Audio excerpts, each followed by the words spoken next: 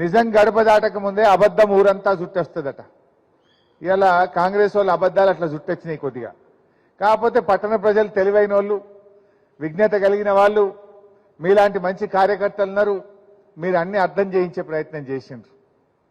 వీళ్ళు ఏం చెప్పిండ్రు? వాళ్ళు ఒక అబద్ధం కాదుగా మన మీద దుష్ప్రచారం చేసిండ్రు, ప్రజలకు కూడా అడ్డగోలు హామీలు ఇచ్చిండ్రు.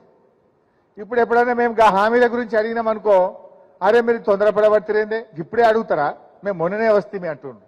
మరి మీరే కదా డేట్లు పెట్టింది. ఎవరు పెట్టిండ్రు డేట్లు? ఫుల్ పేజ్ యాడ్లు ఇచ్చిండ్రు పేపర్లల్లా. ఎలక్షన్ల ముంగట హస్తం గుర్తుకు ఓటేయిండ్రి, ఫిబ్రవరి 1వ తారీఖు నాడు మేము గ్రూప్ 1 ఉద్యోగాలకు నోటిఫికేషన్ వేస్తామని ఫుల్ పేజ్ యాడ్లు వేసిండ్రా లేదా? మరి మొన్ననే ఫిబ్రవరి 1వ తారీఖు పోయింది.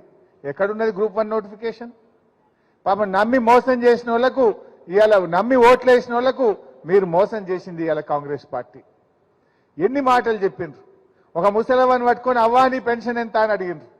2000 వస్తుంది బిడ్డ అంటే, ఇగో మళ్ళా నెల డిసెంబర్లో మా కాంగ్రెస్ వస్తుంది, మీకు 4000 పెన్షన్ ఇస్తుంది అన్నారు. డిసెంబర్ వాయ్, జనవరి వాయ్, ఫిబ్రవరికి వచ్చే 4000 కాదు కదా, ఉన్న 2000 కూడా దిక్కులేదు. మొన్న ఎవరో చెప్తున్నారు నిన్న పోతే నాకు, జనవరి నెలలో ఆ వృద్ధులకు, వితంతువులకు, వికలాంగులకు, ఎయిడ్స్ పేషెంట్లకు ఇచ్చేటువంటి ఆ 2000 పెన్షనే పడలేదట జనవరిలో. జనవరి నెల పెన్షన్ ఆగిపోయింది. మీరు 4000 ఇస్తామన్నారు. 4000 దేవుడేరు కానీ ఉన్న 2000 పడని పరిస్థితి వచ్చింది ఇలా కాంగ్రెస్ హయాంలో. ఆ రకంగా ఎన్ని చెప్పినారు. రైతు బంధు, అరే మేము వస్తే 15,000, బీఆర్ఎస్ వస్తే 10,000 అని చెప్పిండ్రు. మరి ఇలా మీరు వచ్చిండ్రు ఏవి 10,000? 10,000 లేవు, 15,000 లేవు, పాత 10,000 కూడా లేవు. పడుతున్నాయా రైతు బంధు? ఇవాళ రైతులందరూ కళ్ళలో ఒత్తులు వేసుకొని చూస్తున్నారు. ఇవాళ 3 ఎకరాల దాకా కూడా ఇంకా ఇప్పటికీ రైతు బంధు పడని పరిస్థితి వచ్చింది. ఈ రకంగా అనేక విషయాలు. వడ్లు అమ్ముకోకుండా మేము వస్తున్నాం, రాగానే బోనస్ ఇస్తాము అని చెప్పిండ్రు.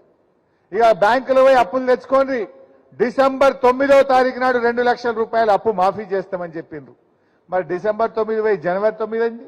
జనవరి 9 పోయి రేపో మాపో ఫిబ్రవరి 9 రావట్టే. 2 లక్షల రుణమాఫీ అంటే మీరే డేట్లు పెట్టింది. ఇవాళ మేము తొందరపడతలేము.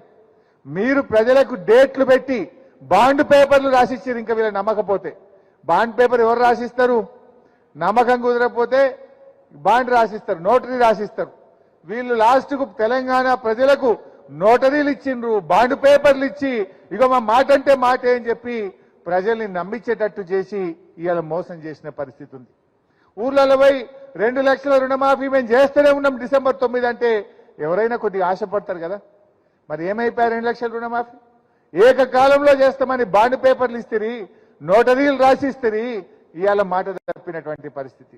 ఇదే విషయాన్ని మనం అడిగితే ఏమంటారు? అరే మీరు తొందరపడుతున్నారేంది అని పడుతుంది. మరి ఎవరు చెప్పమందా నిన్ను బాండ్ పేపర్లు రాసిచ్చి 9 తారీఖు చేస్తామని చెప్పింది మీరు కాదా? డిసెంబర్ నెలలో ఉచిత కరెంటు స్టార్ట్ అవుతుంది, మా సోనీ అమ్మనే మీ కరెంటు బిల్లు కడుతుంది అంటారు. మరి డిసెంబర్ పోయి ఫిబ్రవరి వచ్చే ఈ బిల్లు ఎవరు కట్టాలి? ఇప్పుడు మరి బిల్లులన్నీ సోనియా గాంధీకి పంపిద్దాం, మరి మనం పోస్ట్లా కట్టమని చెప్పుదాం. చెప్పలేదా రేవంత్ రెడ్డి? మా సోనియా గాంధీ కడుతుంది అన్నాడు. మరి ఇలా ఫిబ్రవరి నెల వచ్చినా కరెంటు వాళ్ళు వచ్చి ముక్కు విండి బిల్లు వసూలు చేస్తూ ఉన్నారు. అంటే ఈ రకంగా అనేక దుష్ప్రచారాలు చేసిండ్రు. ఇలా అద్భుతమైన సెక్రటరియట్ కట్టిండు మన కేసీఆర్. 125 అడుగుల అంబేద్కర్ విగ్రహాన్ని పెట్టిండు మన కేసీఆర్. అద్భుతమైన కాళేశ్వరం ప్రాజెక్టు కట్టిండు మన కేసీఆర్. హైదరాబాద్ లో ఇటు చూసినా ఫ్లైఓవర్లు కట్టి ట్రాఫిక్ జాములు లేకుండా చేసిండు మన కేసీఆర్. ప్రగతి భవన్ కూడా కట్టిండు మన కేసీఆర్. ఎన్ని అబద్ధాలు ఆడిండ్రు వీళ్ళు. ఉత్తమ్ కుమార్ రెడ్డి పిసిసి అధ్యక్షుడే అన్నాడు, ఇక ప్రగతి భవన్ లో 150 బెడ్రూమ్లు ఉన్నాయన్నాడు, స్విమ్మింగ్ పూల్ ఉన్నదన్నాడు.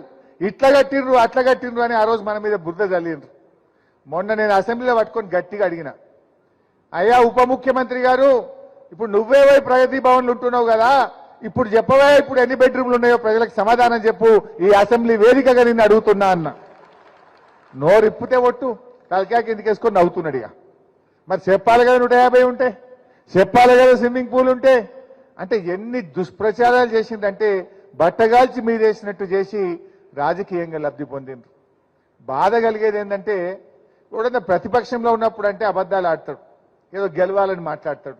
కానీ వీడు అధికారంలోకి వచ్చినాక కూడా అబద్ధాలే.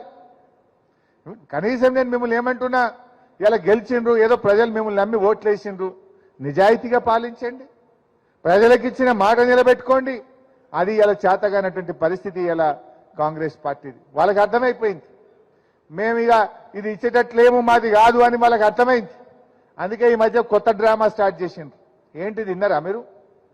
17కు 17 ఎంపీలు గెలిస్తే రాహుల్ గాంధీ ప్రధానమంత్రి అయితే మేము ఈ 6 గ్యారెంటీలు అమలు చేస్తాం. ఈ దేశంలో ఎవరినైనా చెప్తాడు రాహుల్ గాంధీ ప్రధానమంత్రి అవుతాడే. మొన్ననే చెప్పిండు ఆమె, ఎవరు, మమతమ్మ గారు, వెస్ట్ బెంగాల్ ముఖ్యమంత్రి మమతా బెనర్జీ గారు చెప్పింది మొన్న ఎక్కడో, అరే మీ కాంగ్రెస్ పార్టీలు బాగా ఎగుతురు దుంకుతురు, మీ ముఖానికి 40 సీట్లు తెచ్చుకోండి ఎంపీలు చాలు అన్నది. మీకు 40 సీట్లన్నీ వస్తాయా అన్నది మమతా బెనర్జీ గారు. అంటే 40 సీట్లు రాని కాంగ్రెస్ పార్టీ ఈ దేశంలో అధికారంలోకి వస్తుందా? అసలు మీ ఇండియా కూటమి రోజు ఇసుకపోతుంది, పేకమేడలాగా కూలిపోయింది. ఆయన నితీష్ వెళ్ళిపోయిండు, కేజ్రీవాల్ వెళ్ళిపోయిండు, మమతా బెనర్జీ వెళ్ళిపోయింది, సిపిఎం పార్టీ వెళ్ళిపోయింది. అసలు ఎవడన్నా ఉన్నాడా మీ ఇండియా కూటమిలా? మరి ఆడికెళ్ళి అధికారంలోకి వస్తారు మీరు? అంటే ఇవాళ రేవంత్ రెడ్డి గారు మెల్లగా తయారు చేస్తుండిగా ఆయనకు కూడా అర్థమైంది ఇండియా కూటమి రాదు, రాహుల్ గాంధీ ప్రధానమంత్రి కాడు. అందుకే చిన్నగా ఇప్పుడు ఒక వంట వండుతున్నాడు. ఏమని? అరే ఢిల్లీలో మా గవర్నమెంట్ వస్తుంది అనుకున్నాం, రాలేదు, ఇక ఈ 6 గ్యారెంటీలు మాకు శాత కాదు అని చేతులు లేపనీకో కొత్త వంటకం స్టార్ట్ చేస్తా ఉన్నాడు. ఈ విషయాన్ని మనం ప్రజలకు చెప్పాలి.